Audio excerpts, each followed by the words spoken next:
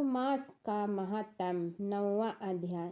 यमदूत कहने लगे, माध्याह्न के समय आया अतिथि मूर्ख, पंडित, वेद पाठी या कोई भी हो, ब्रह्मा के समान है। जो रात्रि के थके हुए भूखे ब्राह्मण को अन्न जल देता है, माध्याह्न के समय जिसके घर आता हुआ अतिथि निराश नहीं जाता, वह स्वर्ग का वासी होता है। अतिथि बराबर कोई धन संपत्ति तथा हित नहीं है।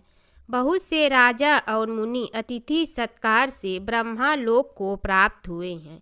जो एक समय आलस्य से भी अतिथि को भोजन करा दे, वह यम द्वार नहीं देखता। केसरी ध्वज से वैवस्वत देव ने कहा था कि जो कोई इस कर्म भूमि मृतलोक से स्वर्गलोक जाने की इच्छा रखता हो, वह अन्न का दान करे। दूत कहता है कि यमराज कहते हैं, अन्न के बराबर दूसरा और कोई दान नहीं। जो गर्मियों में जल, सर्दी में ईंधन और सदैव अन्न का दान करते हैं, वह कभी यम के दुख नहीं उठाते। जो अपने किए हुए पापों का प्रायश्चित करता है, वह नरक को नहीं देखता, और प्रायश्चित न करने वाला मनुष्य नरक में जाता है। जो काया, वाचा और मन से किए हुए पापों का प्रायश्चित करता है, वह देव और गंधर्वों से शोभित स्वर्गलोक को प्राप्त होता है।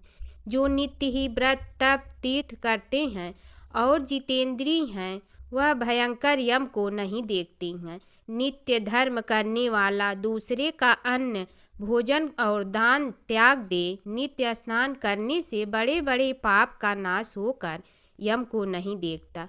बिना स्नान पवित्रता कैसे हो सकती है? जो मनुष्य पर्व के समय चलते जल में स्नान करते हैं, वह बुरी योनि नहीं पाते, न ही नरक में आते हैं। माघ मास में प्रातः स्नान करने वाले मनुष्य को नियम पूर्वक तिल पात्र और तिल कमल का दान करना चाहिए। यमदूत कहते हैं कि हे विकुंडल, पृथ्वी, सोना, गौ आदि परम दान करने वाला स्वर्ग से नहीं लौटता।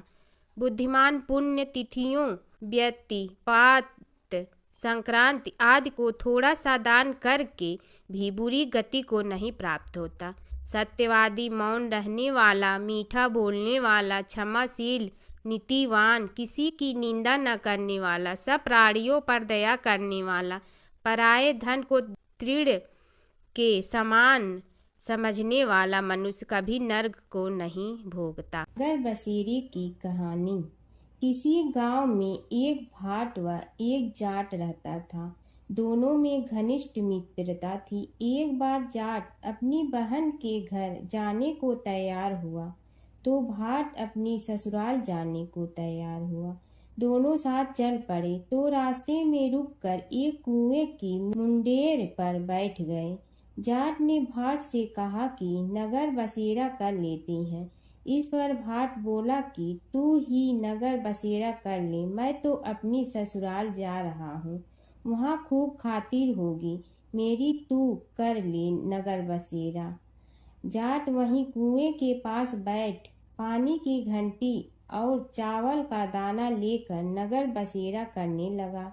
नगर बसेरा करने के साथ जाट कहने लगा कि नगर बसेरा जो करे सो मल धोवे पाँव, ताता माड़ा तापसी देगी मेरी माँ, माँ देगी मावशी तेगी द्वारका का वास, मीठा मीठा घास वृंदावन का वास, 5 कुल्ठी छठी रास, मेरी जीवड़ो श्री कृष्ण के पास, डालू पानी हो जाए घी, झट से निकल जाए मेरा जी। यह सब कर कर के वह जाट बहन के पास चल पड़ा। जाट की बहन ने भाई के आने पर उसकी खातिर की खी बूरा के साथ भाई को जिमाया। दोनों ने बैठकर ढेर सारी बातें की।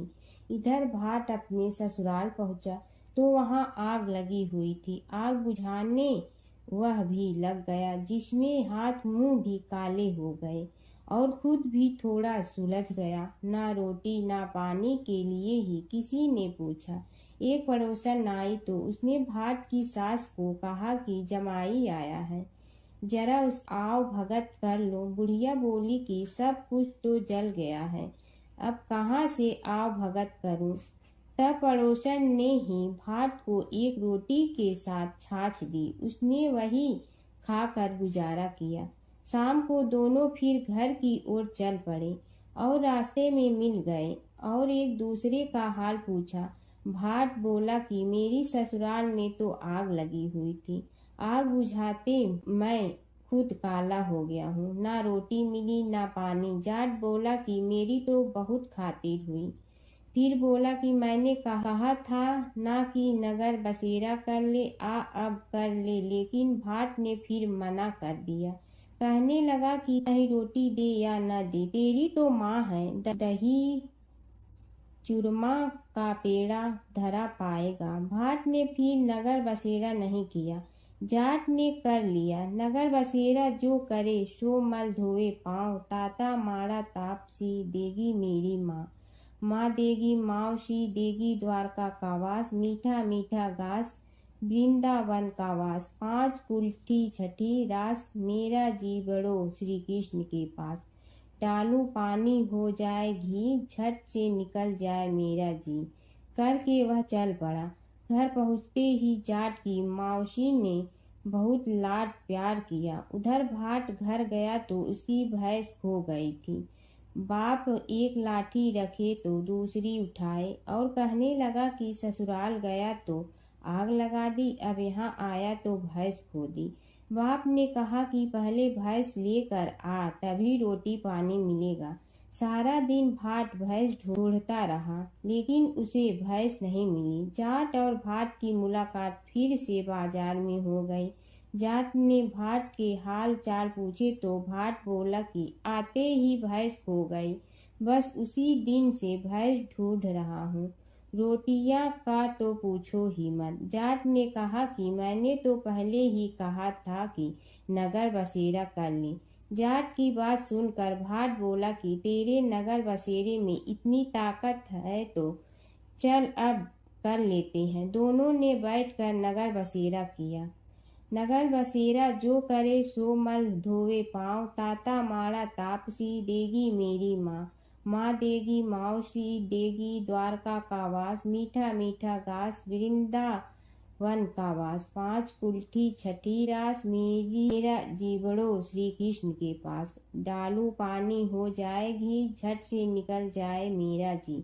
दोनों के नगर बसेरा करने पर भाट जैसे ही आगे बढ़ा तो उसकी खोई भैंस मिल गई, जिसे लेकर घर पहुंचा। घर पहुंचते ही माँ ने कहा कि लड़के को आते ही घर से निकाल दिया, सारे दिन से एक भूखा प्यासा भटक रहा है।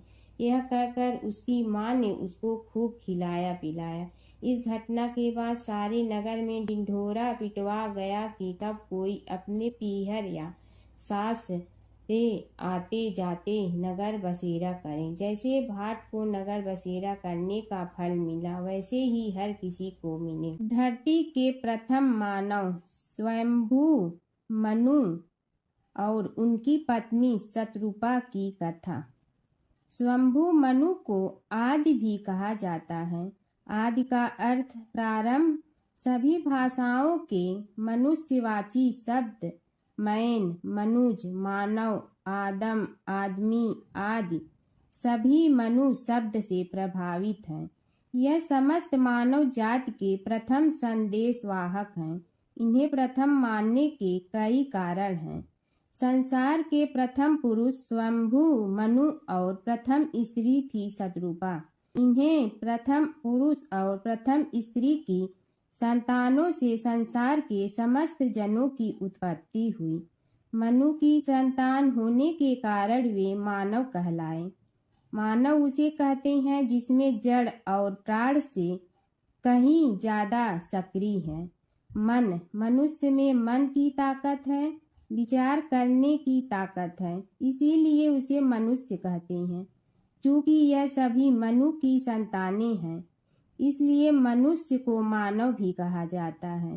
हिंदू धर्म में स्वयंभू मनु के ही कुल में आगे चलकर स्वयंभू सहित कुल क्रमशः 7 मनु हुए और 7 होना बाकी है। महाभारत में 8 मनुओं का उल्लेख मिलता है।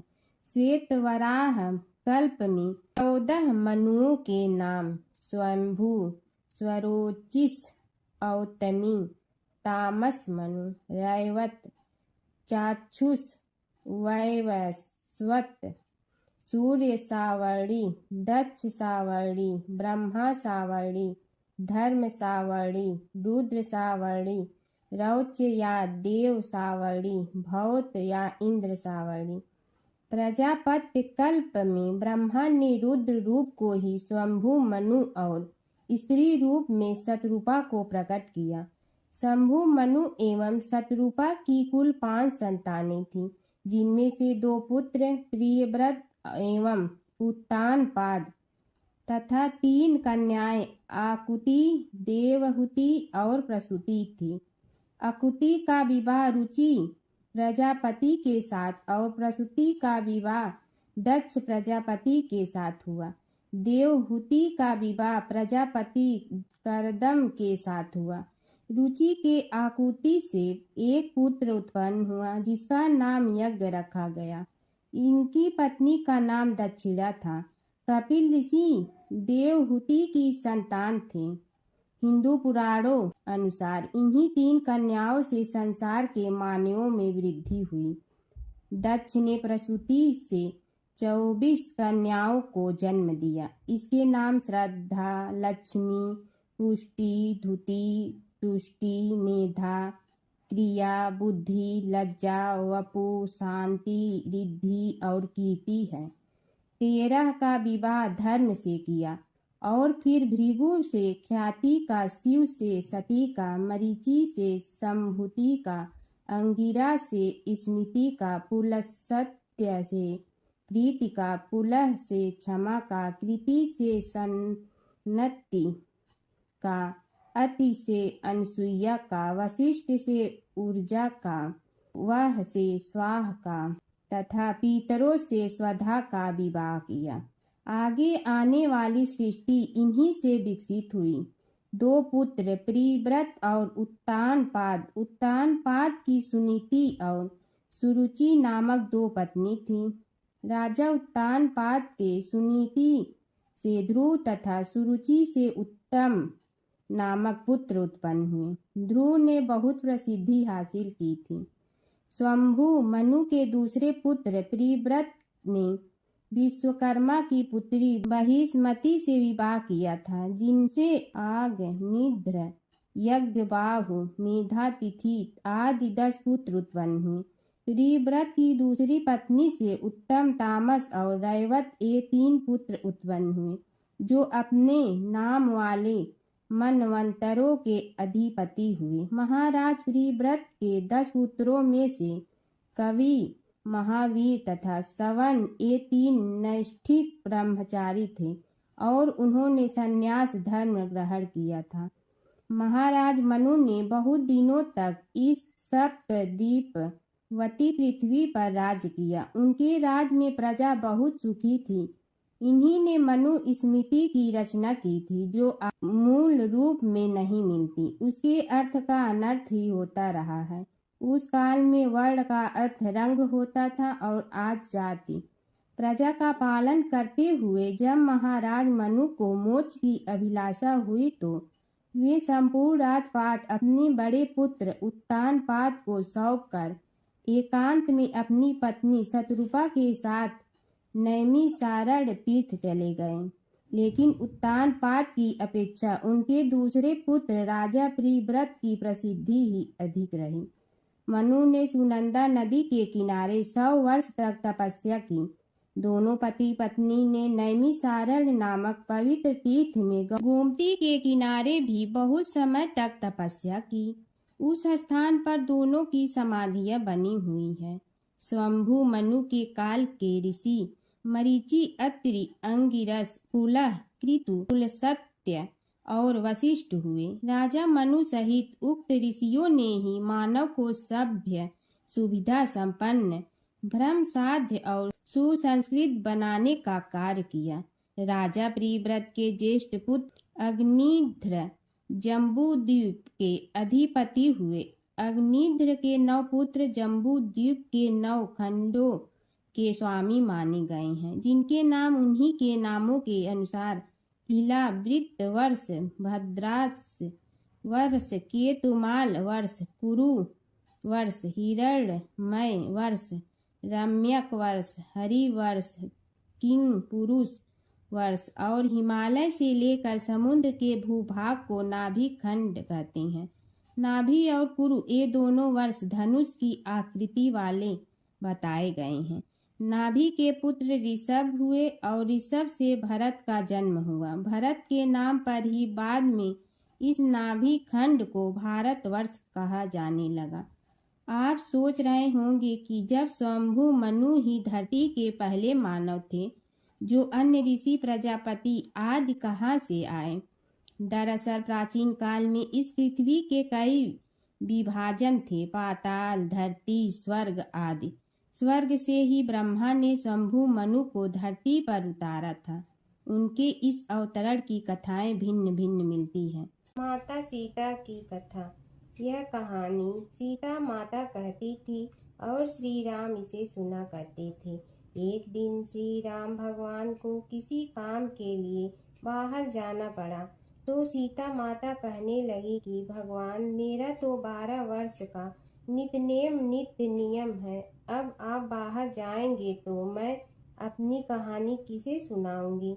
श्री राम ने कहा कि तुम कुएं की पाल पर जाकर बैठ जाना और वहाँ जो औरतें पानी भरने आएंगी उन्हें अपनी कहानी सुना देना। सीता माता कुएं की पाल पर जाकर बैठ जाती हैं। एक स्त्री आई, उसने रेशम की जड़ी की साड़ी पहन रखी थी और सोने का घड़ा ले रखा था।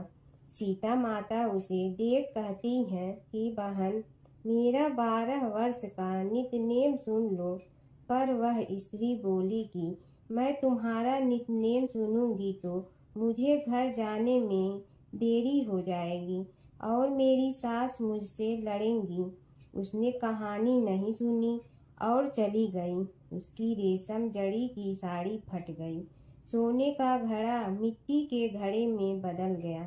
सास ने देखा तो पूछा कि ये किसका दोष अपने सिर लेकर आ गई है। बहू ने कहा कि कुएं पर एक औरत बैठी थी, उसने कहानी सुनने के लिए कहा, लेकिन मैंने सुनी नहीं, जिसका यह फल मिला है। बहू की बात सुनकर अगले दिन वही साड़ी और घड़ा लेकर सास कुएं की पाल पर गई। सास को वहीं माता सीता बैठी मिली, तो माता सीता ने कहा कि बहन, मेरी कहानी सुन लीजिए।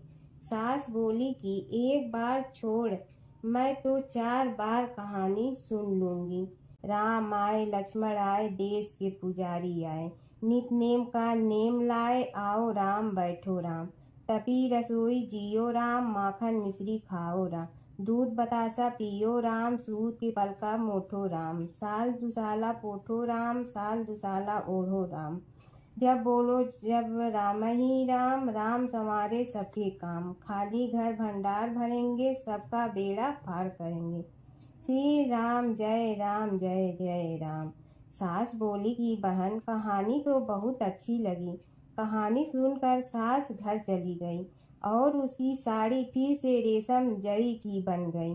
मिट्टी का घड़ा फिर सोने के घड़े में बदल गया।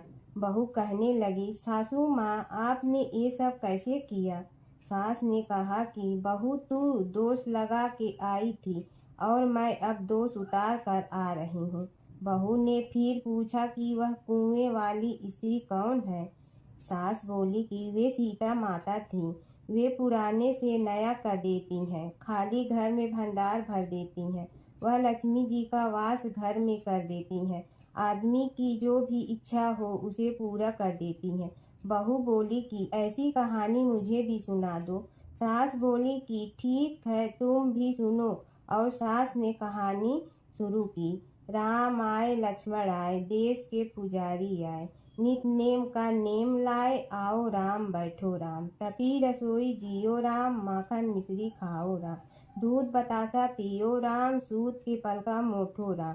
साल दुसाला पोठो राम, साल दुसाला ओढ़ो राम। जब बोलो जब राम ही राम, राम संवारे सबके काम। खाली घर भंडार भरेंगे, सबका बेड़ा पार करें। श्री राम जय जय राम। कहानी सुनकर बहू बोली कि कहानी तो बहुत अच्छी है। सास ने कहा कि ठीक है, इस कहानी को रोज कहा करेंगे। अब सास बहू रोज सवेरे उठती, नहाती धोती और पूजा करने के बाद नित्य की सीता की कहानी कहती। एक दिन उनके यहाँ एक पड़ोस की औरत आई और बोली कि बहन जरा सी आँच दें ना। तो वह बोली कि आज तो अभी हमने जलाई ही नहीं। पड़ोसन ने कहा कि तुम सुबह 4 बजे से उठकर क्या कर रही हो? फिर उन्होंने कहा कि सुबह उठकर हम पूजा करते हैं, फिर सीता माता की नित्य नेम की कहानी कहते हैं। पड़ोसन ने उसकी बात सुनकर फिर कहा कि सीता माता की कहानी कहने से तुम्हें क्या मिलता है? वे बोली कि इनकी कहानी कहने से घर में भंडार भर जाते हैं, सारे काम सिद्ध होते हैं, मन की इच्छा भी पूरी हो जाती है। पड़ोसन कहती है कि बहन ऐसी कहानी तो मुझे भी सुना दो। फिर वह बोली कि ठीक है, तुम भी यह कहानी सुन लो। राम आए लक्ष्मण आए, देश के पुजारी आए, नित्य नेम का नेम लाए, आओ राम बैठो राम। सारी कहानी सुनने के बाद पड़ोसन कहने लगी बहन कहानी तो मुझे बहुत अच्छी लगी।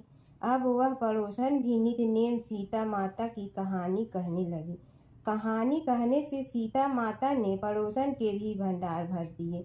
अब तो पूरे मोहल्ले में नित्य नेम की कथा चल पड़ी।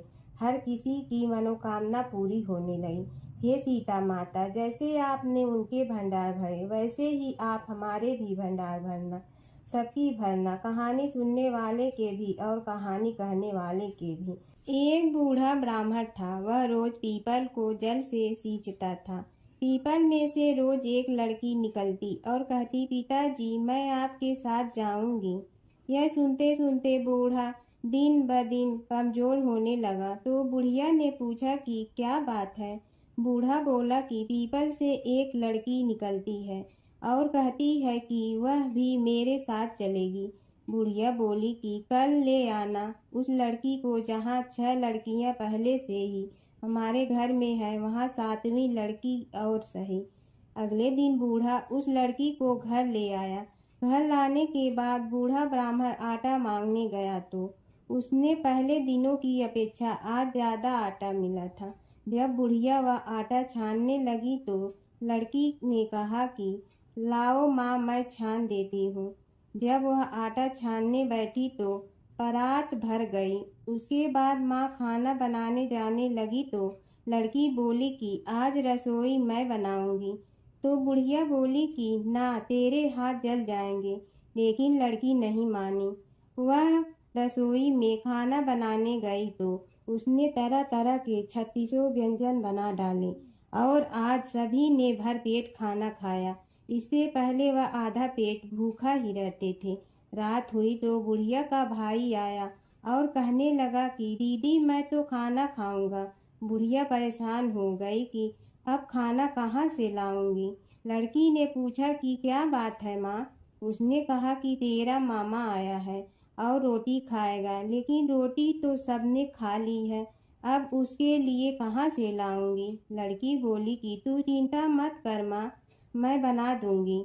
और वह रसोई में गई और मामा के लिए 36 व्यंजन बना दी। मामा ने भरपेट खाया और कहा भी कि ऐसा खाना इससे पहले उसने कभी नहीं खाया है। बुढ़िया ने कहा कि भाई तेरी बावनी भाजी है, उसी ने बनाया है। शाम हुई तो लड़की बोली कि माँ चौका लगा के चौके का दिया जला देना, कोठे में मैं सोऊंगी। बुढ़िया बोली कि ना बेटी तू डर जाएगी। लेकिन वह बोली कि ना माँ मैं नहीं डरूंगी, मैं अंदर कोठे में ही सोऊंगी। वह कोठे में ही जाकर सो गई। आधी रात को लड़की उठी और चारों ओर आँख मारी तो धन ही धन हो गया। वह बाहर जाने लगी तो एक बूढ़ा ब्राह्मण सो रहा था। उसने देखा तो कहा कि बेटी तू कहाँ चली? लड़की बोली कि मैं तो दरिद्रता दूर करने आई थी, अगर तुम्हें दूर करवानी है तो करवा लो। उसने बूढ़े के घर में भी आँख से देखा तो चारों ओर धन ही धन हो गया। सुबह सवेरे सब उठे तो लड़की को ना पाकर उसे ढूंढने लगे कि पावनी बेटी कहाँ चली गई। बूढ़ा ब्राह्मण बोला कि वह तो लक्ष्मी माता थी जो तुम्हारे साथ मेरी दरिद्रता भी दूर कर गई। हे लक्ष्मी माता, जैसे आपने उनकी दरिद्रता दूर की वैसे ही सबकी करना। और जमुना की कहानी। प्राचीन समय में एक गांव था जिसमें दो बहनें रहा करती थी। एक बहन का नाम गंगा था तो दूसरी बहन का नाम जमुना था। एक बार दोनों बहनें एक साहूकार के खेत से गुजर रही थी तो जमुना ने 13 दाने जौ के तोड़ लिए, जिसे देख गंगा बोली कि तुझे तो ग्रहण लग गया, तूने चोरी की है। इस पर जमुना बोली कि अब मेरा ग्रहण कैसे धुलेगा। गंगा ने कहा कि तुझे 12 साल तक साहूकार के यहाँ नौकरी करनी पड़ेगी, तभी तेरा पाप धुलेगा और ग्रहण से मुक्ति मिलेगी। जमुना साहूकार के यहाँ नौकरी के लिए जाती है और अपने लिए काम मांगती है। साहूकार उसे काम पर रख लेता है, लेकिन काम करने से पहले जमुना उसे कहती है कि मैं सारे काम करूंगी लेकिन 4 काम नहीं करूंगी। जूठे बर्तन नहीं मांजूंगी, झाड़ू नहीं लगाऊंगी, बिस्तर नहीं बिछाऊंगी और दिया नहीं जलाऊंगी। 12 साल के बाद कुंभ का मेला लगा तो साहूकारनी भी कुंभ नहाने जाने लगी। जमुना ने उसे जाते देख कहा कि कुंभ के मेले में मेरी बहन गंगा मिलेगी तो उसे यह सोने का टक्का दे देना, इससे वह अपने हाथों में सुंदर चूड़ियां पहन लेगी। साहूकारनी ने कुंभ के मेले में गंगा को वह सोने का टका दे दिया। गंगा ने उनसे वह टका लेते हुए कहा कि मेरी बहन को कहना कि उसके 12 वर्ष पूरे हो गए हैं, अब वह वहां वापिस आ जा।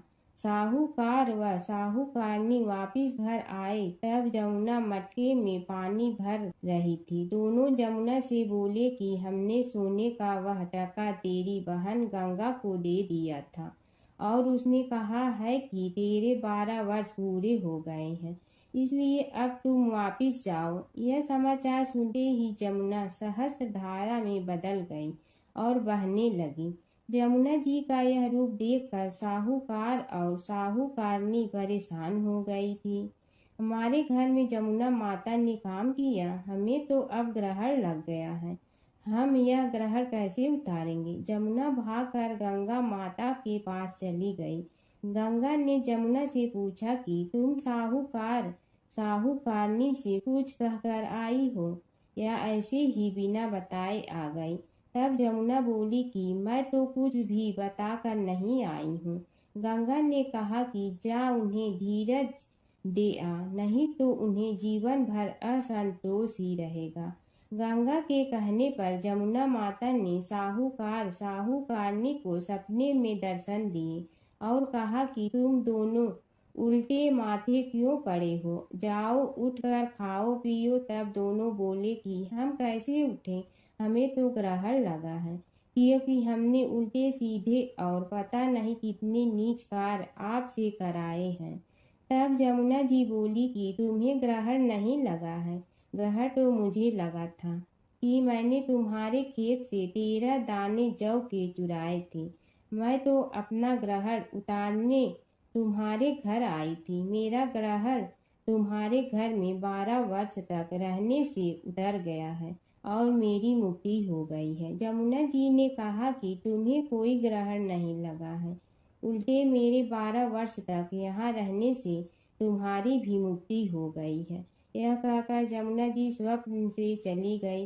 दोनों उठकर देखते हैं कि उनके घर में पहले से भी अधिक धन हो गया है। हे जमुना माता, जैसे आपने साहूकार व साहूकारनी की मुक्ति कराई, वैसे ही आप अपने सभी भक्तों की करना। जय जगदीश हरे स्वामी, जय जगदीश हरे। भक्त जनों के संकट क्षण में दूर करे, ओम जय जगदीश हरे। जो ध्यावे फल पावे, दुख बिन दे मन का, सुख संपत्ति घर आवे, कष्ट मिटे तन का। ओम जय जगदीश हरे। मात पिता तुम मेरे शरण कहूँ किसकी, तुम विनय और न दूजा आस करूँ जिसकी। ओम जय जगदीश हरे।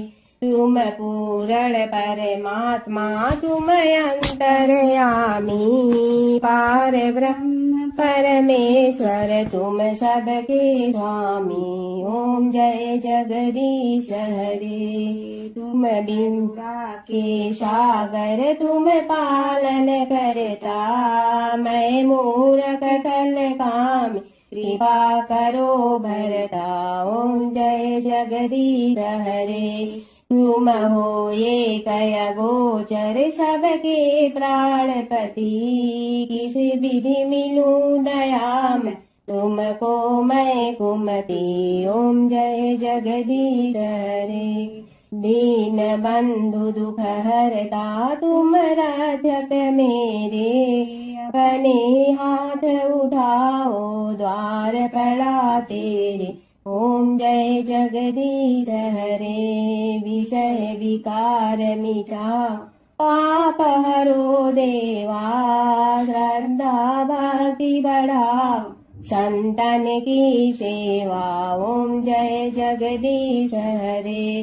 तन मन धन सब तेरा, स्वामी सब कुछ है तेरा, तेरा तुझको अर्पण क्या लागे मेरा।